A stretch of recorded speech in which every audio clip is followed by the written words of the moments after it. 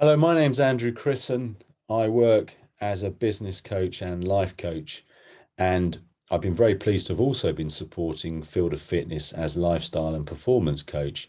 And over the past few months, running a series of workshops under the banner of Training the Mind, covering different topics from performance to health and well-being to goal achievement. And it's goal achievement that I'm going to talk about in this first 30-minute video that John and Dan have kindly asked me to put together. And in the context of achieving our goals, I want to start with a question. And the question is, why do so many resolutions, goals, and commitments remain unmet? Why do things fall by the wayside? That can sometimes be to do with our persistence and desire to achieve that goal, that waning. It can sometimes be because we haven't taken the time to invest in constructing a clearly defined, articulate, well-constructed and clear outcome. And certainly from the work I do with some of my clients and the knowledge I have of human development and performance, that's often the essence of it. It's not taking the time to begin with to plan and prepare for our goal. So in the next 30 minutes, my goal is to give to you and present just some tools and techniques that will help in how you prepare for and how you reflect on and how you plan your goals going forward. But how do we benefit from having goals? Why are goals important? Well, creating our future to a degree, having some sense of influence on where we're going is beneficial to our health and well-being. If our goals are on in terms of our own health, whether that's fitness, whether that's nutrition, whether that's mental well-being, having some sort of goal, having something to move towards is very healthy. Having a goal increases our motivation. It gives us something to aim for. It gives us a sense of achievement when we get it, a sense of achievement when we achieve something. Our bodies give us the neurotransmitter dopamine, the reward hormone, which is a pleasurable thing to have. So goals are good for us. In the context of health and well-being, again, we live in a world where reportedly the other pandemic is one of anxiety and mental health issues, and having things to aim for, whether they're the smallest goal or the medium term or long term, it gives us a sense of agency when we achieve it. It helps us to combat things, debilitating feelings like feeling stuck, not moving forward. So having goals are ultimately, as I've already said, very healthy. If we have a well-defined goal, and that's what I'm going to talk about in this video, if we have something that's very clearly articulated, it sets a level expectation and accountability that motivates us into action. If we have a plan, if we have a route forward, if we have a path, if we know the motivating factors behind why we're pushing forward to do what we want to do, then that comes from having a well-defined goal, and it helps us to achieve it. Having a goal gives us a sense of purpose. Sense of purpose as a motivating factor is immense. So it gives us a sense of control. It feels like we're in control on some level of our destiny. And it helps us to be more focused and decisive. If we have a plan and a goal, we've got something to focus on. We have got agency from doing that, and it allows us to be decisive. And ultimately, achieving a goal will motivate us to achieve more, which is something that I'm going to talk about in a moment. And the other point about having a goal and having a plan for a goal where we've got steps to move forward, it counters the immediate gratification mindset of going for things, perhaps snacking on food, but just having habits that gives us the hormone dopamine, but in an immediate gratification sense. So having some things to aim for is much better for us. We're achieving them, and it's better for our health. So what I want to start with is to really talk about something I call a goal ecology check. So you've got something you want to achieve, and I've got 4 really key points that support the achievement of that goal that are worth thinking about. And the first one is this goal, when you're thinking about achieving something, is this goal aligned with my purpose and identity? Is it relevant to me? Is it something that when I think about achieving this, I think, yeah, actually that fits. That works with me. Sometimes we can be, and I'm going to talk about motivation, external motivation. Sometimes we can be influenced by other people's perception of us. What is it they want for us? And we might then decide that we're going to go and achieve something. But when we really think about it, we think, well, that doesn't sit with me.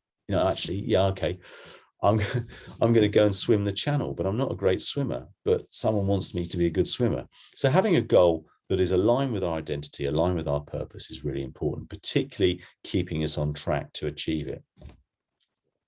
The other question, and I'm going to run through this in a separate exercise and share a slide on it.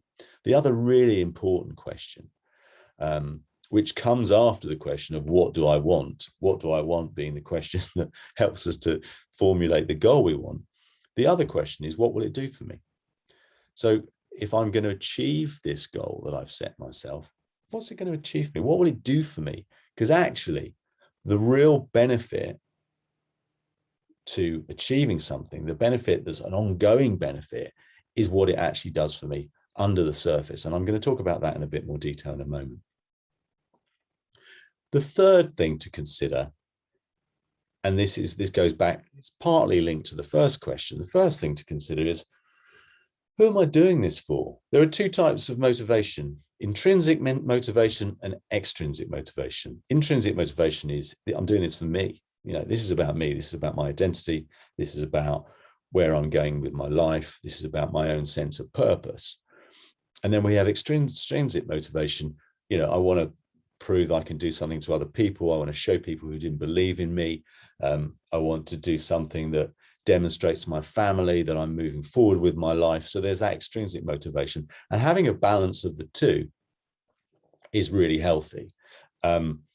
If we have something that's hugely extrinsically motivated, but it isn't something that really comes from inside us, will we stick with it?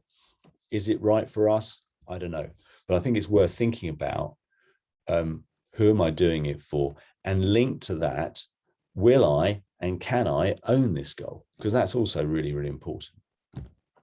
The fourth thing in the goal ecology check, the GEC, as I call it, is my goal positively framed? Sometimes when I speak to clients, I ask them, what do you want? And they tell me what they don't want. Well, I don't want to be in a job that I'm not enjoying anymore. And I don't want to be in a relationship I'm not enjoying anymore. But it's like, well, what do you want? You don't want that, but what do you want? So I'm going to go through I'm going to suggest a tool for constructing a very clear goal. And one of the important aspects of constructing a goal is to make sure it's positively framed. So what do I want opposed to what do I not want?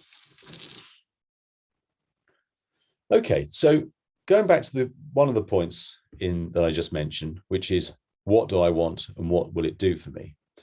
There is an exercise that I'm going to suggest that you do, and I'm going to share a slide, and hopefully you might have an opportunity to take a screenshot of this slide. And it's an exercise that I call the peeling back the layers of motivation. So as I said, going from what I'm setting myself as a goal, what is it's actually going to do for me? Because if you get tuned into that, if you get tuned into what it's doing for you on a subconscious level, then it allows you to be really strongly motivated. And let me talk you through what I mean by that. Just going to share the slide. Bear with me a moment. This is all live but recorded. No chance for editing. So here we go. Play from current slide. So as I say, this is an exercise that I call peeling back the layers of motivation. Often our most powerful leverage for motivation exists a few layers under the surface. And there are two simple questions, and these are questions I use in coaching all the time. What do I want?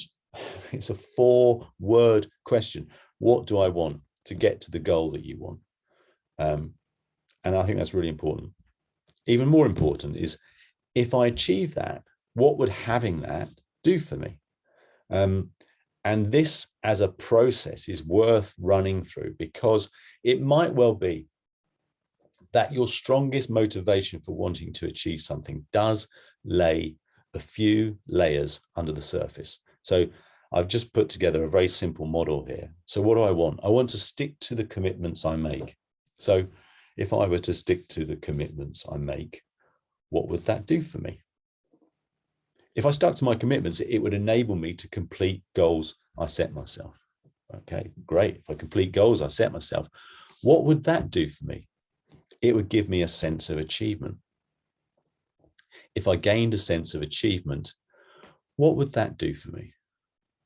And following round clockwise as I'm going, it would motivate me to achieve more. So, right, I've started with, I want to stick to my commitments. I'm now at this goal of sticking to my commitments, completing goals, giving me a sense of achievement is going to motivate me to achieve more.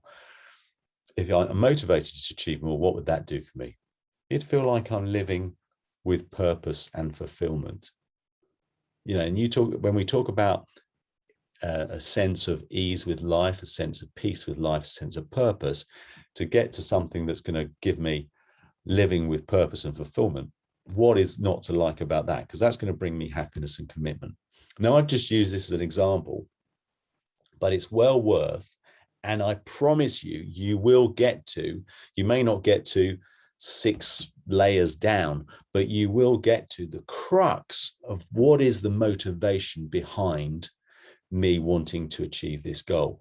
And those are the gems, those are the things that you hold on to when you're going forward, when you're pushing through your goal and you're considering, you know, maybe you've gone off track a little bit. Maybe you had a day where you were committing to do a step towards your goal and you didn't do it. Maybe, you know, maybe if we're using going to the gym, you missed one training session, you had an unhealthy meal. But it's like, well, go back into that exercise, remind yourself of what exists below the surface at those layers, because they are the gems, they are the ace cards that are going to allow you to move forward. So it's a very useful exercise to continue with. Right, the next thing, you may well have heard of this model. It's a very coherent model, and I'm going to share the screen again with you in a moment. As I've said, often when we start to construct goals, we don't construct them in a clear way. We might have a loose idea of what it is we want to achieve. But if there is a specificity, if there is an ecology to the way we create our goals, then we're much more likely to achieve them. And there's an acronym, as I say, which you may have heard of. And if you've heard of it and you haven't used it, then I'd ask you, why aren't you using it? The acronym is SMART. And again, I'm going to just share my screen with you one more time to go through into the SMART, to present the SMART model. So SMART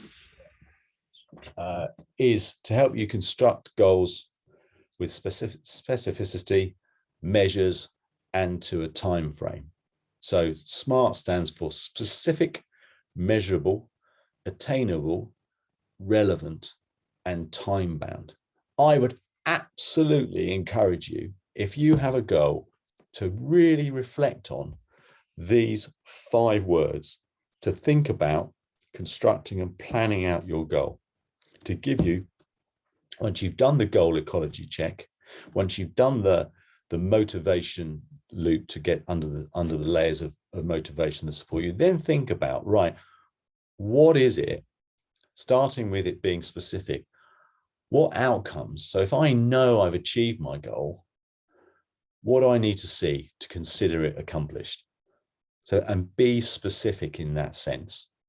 So, you know, if it is something, again, to do with health and fitness, improving your 5K time, you know, what is it? What do I want my 5K time to be? If I want to be faster at running, what do I want my 10K time to be? So be specific. And that leads into it being measurable. So what will you see, hear, and feel when you achieve it? So again, rather than it being a kind of a loose sense of, I want to be healthier, I want to lose weight, I want to move forward in my career, I want to be happier. When I get to that goal that I've set myself, what will I see, hear, and feel when I achieve it? So how will I know? And the reason I talk about seeing something, hearing, and feeling is that actually we are we live life, we experience the world through our senses. So we've got a sense of, and I'm going to talk about visualization in a moment. If we've got a sense of what we see, hear, and feel when we achieve something to give us almost a measure, then that's going to help us to move forward. Is the goal attainable? This is really important. One of the most demotivating things can be, I'm setting myself a goal and actually I haven't really thought about it. It's unrealistic. It's not attainable with either the skills I have available to me at the moment, or the resources I have available, or the time I have available. So that's a really important question. Is this goal attainable? Fourthly, is it relevant? And this goes back to the ecology check in a way, and me talking when I was talking about, does this goal align with who I am as a person, where I'm going, what my purpose, identity, what my values are? So is it relevant? Is it important enough, and will it make a material impact?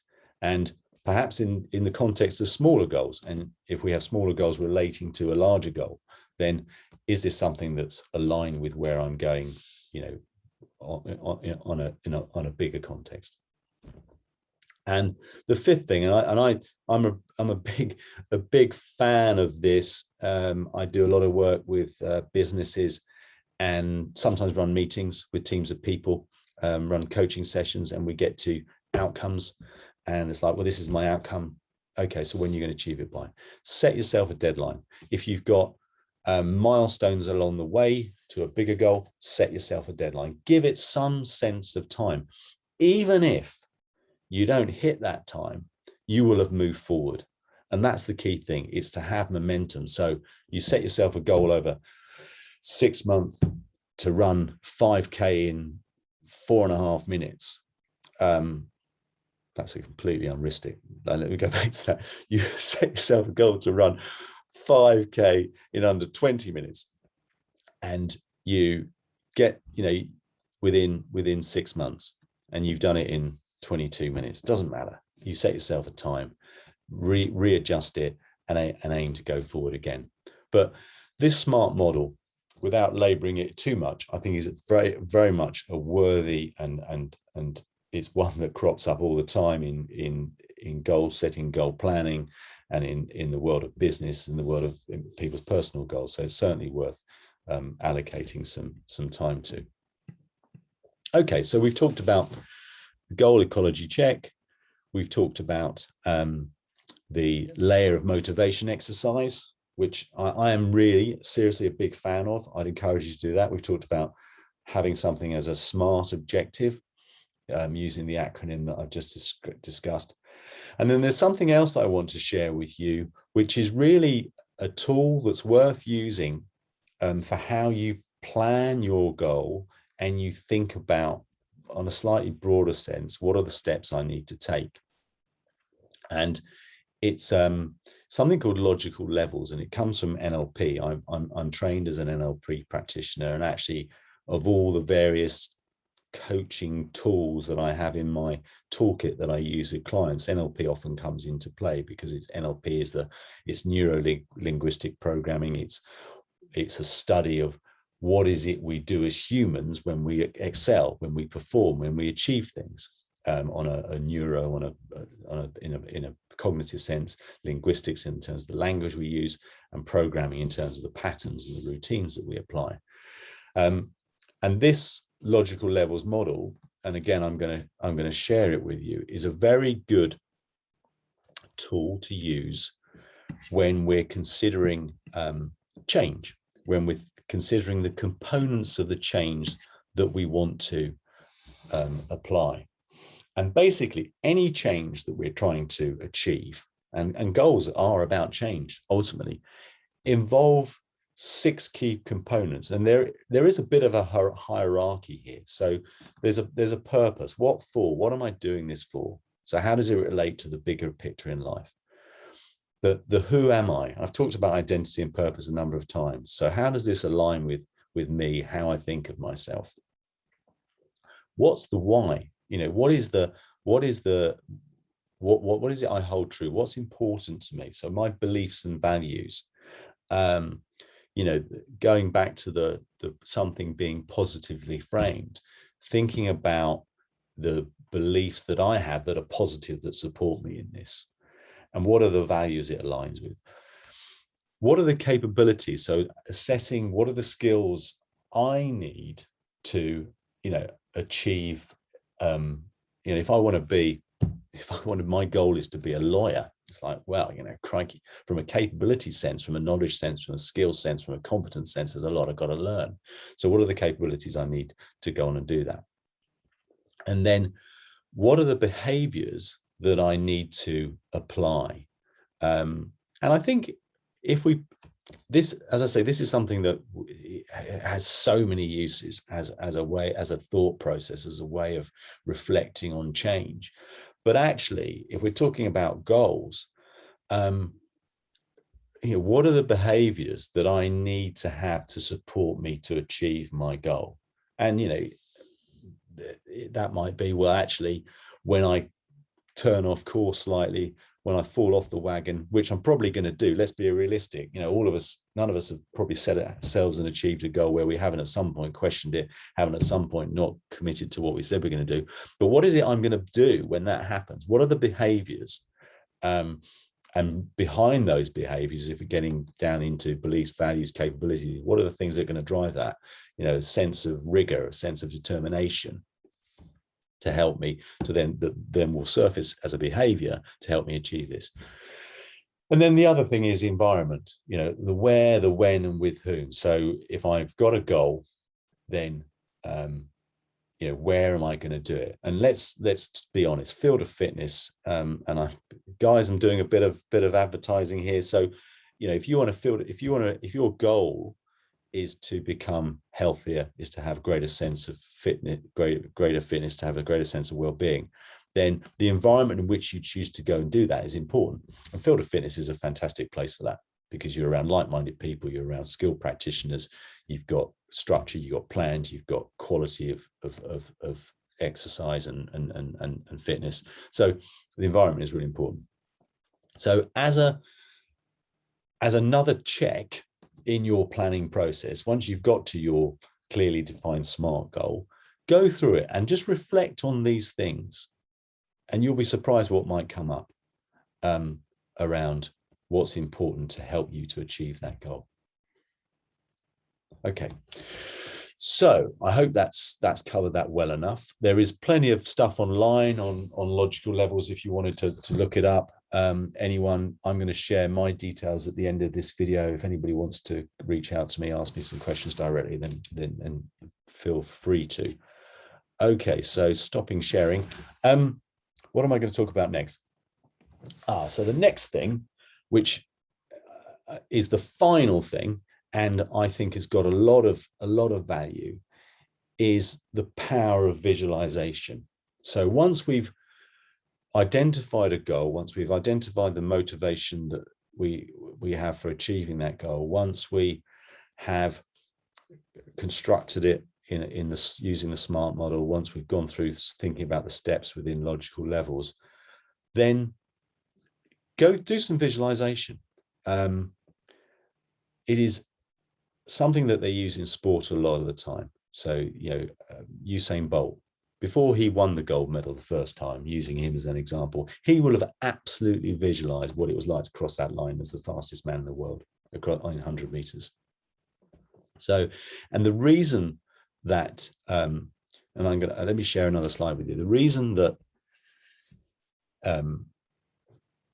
visualization is so powerful, there is a scientific and a cognitive justification for suggesting it, which I'm going to show you now. So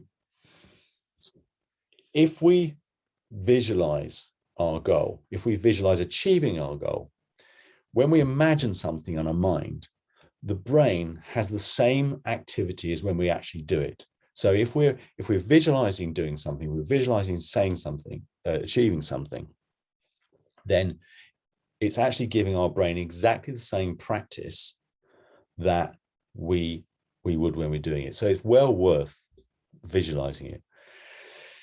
When we visualize something, we activate something called the reticular activity system. And basically the RAS filters what we consciously process. On any given moment, I'm looking around my desk, which thankfully you can't see on this video, which has got a load of stuff on it. And we are bombarded with millions of bits per second, millions of information. We can only process a certain amount of that. If we visualize achieving our goal, we are processing, we are saying to our brain, well, actually, I want to make sure on the course to achieving that goal that I look out for things that are appropriate, that are things that, it's like that moment where you go, I want to get myself a new training bike. One pops up on eBay that's just the bike that you want. It's giving your brain something to look out for that relates to achieving your goals. So using visualization is very important. And that really links to the third point, which is about serendipity. By visualizing regularly, our brains will be more readily to allow opportunities to meet our goals to come as a conscious awareness. Because as I said, we're bombarded by millions of bits of information. We can only process so much. By visualizing it, you'll be surprised what might come along that's going to help you to achieve that goal. So that's the final thing that I wanted to talk about. I'm going to give you some homework if you want to go away and do it. I did this in the workshops, and the guys that attended the workshops seemed to really enjoy it and get benefit, and they all did it. I've got no way of holding you to account. One of the benefits of working as a coach is that I'm able to hold clients to account to achieve their goals. So that's definitely an important benefit from having a coach. So, perhaps it's worth thinking about. But I can't hold you to account from that, but you can hold yourself to account. So here's a bit of homework. I want you to work through your chosen goal in the the 4-step process that I've identified here. First of all, go through the layers of motivation. What do I want? What will that do for me? And then from that tool, pull out those gems, those talismans that are really going to help you from a motivation perspective to stay on track to achieve your goal. Write your goal or rewrite your goal, applying any appropriate insights, overlaying the SMART template, and do the same for any milestone. So use the specific, measurable, attainable, realistic, time-bound model. And then construct a plan for achieving your goal using logical levels, the ones that I've just talked about: environment, behavior, beliefs and values, identity, purpose, capabilities. Think about those components. How do they apply to the goal I set myself? Some of them might not apply, but you know what? You might get from it some things that are really valuable. And then the final thing, and I'm a big fan of meditation, as people that work with me as clients know, and as I ran meditation workshops as well with during my sessions with Field of Fitness. Spend some time pausing, meditating, visualizing what I see, what do I hear, what do I feel when I achieve this. Create a multi-sensory experience of that goal, because that will also help you to achieve it. People, I truly hope that has been beneficial. I have no way of interacting with you because this is just a video. However, if you did want to get in touch with me, if you have any further questions or reflections, or even if you're looking for a coach, then my contact details are there. You can WhatsApp me, phone me on 07 930 114 524. I can be contacted at andrew@leadingrevitality.com. If you want to check out Leading Revitality, there is our website. And please join me for the video next month. Thank you very much.